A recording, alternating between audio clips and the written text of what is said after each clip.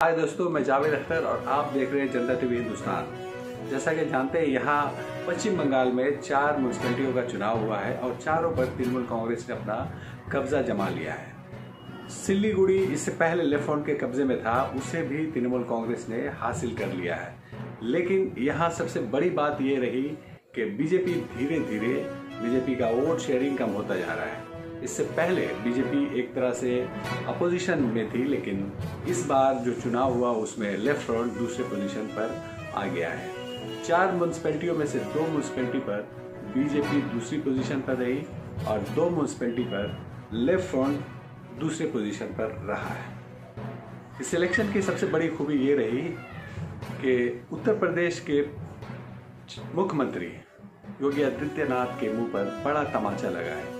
जैसा कि दोस्तों आप जानते हैं, इससे पहले जो पहले चरण का चुनाव यूपी में हुआ था, तो एक रैली में योगी जी ने कहा था कि अगर आप बीजेपी को वोट नहीं देते हैं तो इसका मायने ये होगा कि आप उत्तर प्रदेश को बंगाल, केरला या कश्मीर बनाना चाहते हैं। आप इससे साफ जाहिर है कि वो क्या कहना चाहते हैं। उनके इस बयान से तृणमूल कांग्रेस काफ़ी नाराज़ हुई थी। ममता बनर्जी ने खुलकर उनके खिलाफ बयान दिया था और यहाँ जो इंटेलेक्चुअल्स हैं उन लोगों ने भी कहा था कि वो एक तरह से पश्चिम बंगाल को बदनाम करने का प्रयास कर रहे हैं। इस चुनाव में सफलता के बाद मुख्यमंत्री ममता बनर्जी ने जो बयान दिया है उसमें उन्होंने एबीपी आनंद से बात करते हुए कहा है कि ये चुनाव से योगी आदित्यनाथ के मुंह पे तमाचा लगा है।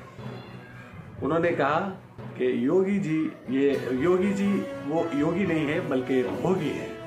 उन्होंने कहा कि यहाँ जो सफलता मिली है उससे वो डर गए हैं। दूसरी ओर अगर बात करते हैं तो प्रधानमंत्री नरेंद्र मोदी ने भी ममता बनर्जी पर एक प्रकार से प्रहार किया है।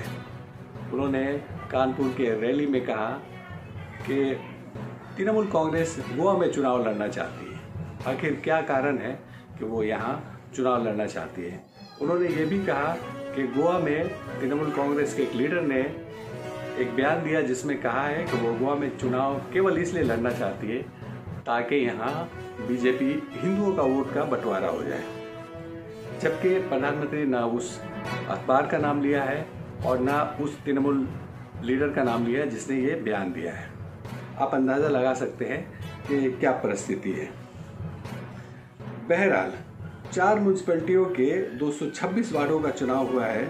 उनमें से 198 वार्ड तृणमूल के झोली में आई है। यानी अगर देखा जाए तो 88% वार्ड पर तृणमूल कांग्रेस का कब्जा हुआ है। कुल मिलाकर तृणमूल के 47 से 74% वोट मिले हैं। ऐसे समय में तृणमूल का बेहतर रिजल्ट रहा जब तृणमूल सुप्रीमो ममता बनर्जी और उनके भतीजे अभिषेक बनर्जी में आपसी इख्तिलाफ है। यानी दोनों में अभी इन दिनों कहा जा रहा है कि पट नहीं रहा है। ऐसी सूरत में भी लोगों ने तृणमूल कांग्रेस पर ही भरोसा किया है। इधर प्रधानमंत्री नरेंद्र मोदी ने एक बार फिर हिंदुत्व कार्ड खेला है। उन्होंने गोवा के एक अखबार का हवाला दिया जिसमें उन्होंने कहा कि तृणमूल कांग्रेस का एक लीडर ने ये कहा है कि गोवा में चुनाव हम लोग केवल इसलिए लड़ रहे हैं कि हिंदुओं का वोट का बंटवारा हो जाए। आप अंदाज़ा लगा सकते हैं कि उत्तर प्रदेश में चुनाव चल रहा है। योगी जी और मोदी जी हिंदुत्व कार्ड खेलने पे उतरे हुए हैं और किसी प्रकार से चाहते हैं कि लोग हिंदू और मुसलमानों का वोट बढ़ जाए और सारा हिंदू वोट जो है बीजेपी के ही झोली में जाए। इसी कारण उन्होंने इस प्रकार का बयान दिया है। प्रधानमंत्री उत्तर प्रदेश के अकबरपुर में रैली से संबोधित कर रहे थे। वहाँ 20 फरवरी को चुनाव होने वाला है। आप अंदाज़ा लगा सकते हैं वहाँ तृणमूल कांग्रेस क्यों चुनाव लड़ना चाहती है। वो इसलिए चुनाव लड़ना चाहती है, उन्होंने कहा भी, क्योंकि वे हिंदुओं का वोट बांटना चाहती है। इस प्रकार से प्रधानमंत्री लोगों को वर्गला रहे हैं और वोट का जो है दो फाड़ करने का प्रयास कर रहे हैं। मोदी जी यहाँ असल में हिंदुओं का वोट अपनी ओर करना चाहते हैं। योगी आदित्यनाथ ने भी हिंदू कार्ड खेला है और उनका कहना है कि जो लोग गज़वाए हिंद की बात करते हैं वो अपने इस बयान में कामयाब नहीं हो सकते, क्योंकि देश जो है संविधान से चलता है और इसी तरह चलता रहेगा। दरअसल वो बताना चाह रहे हैं कि कुछ लोग हैं जो गज़वा हिंद की बात करना चाहते हैं और गज़वा हिंद के ज़रिए वो ये बताना चाहते हैं योगी जी कि मुसलमान इस प्रकार की बात करते हैं और लोग इनके बहकावे में आने वाले नहीं हैं। और उन्होंने ये भी कहा कि ये देश जो है संविधान से चलता है, शरीयत से नहीं।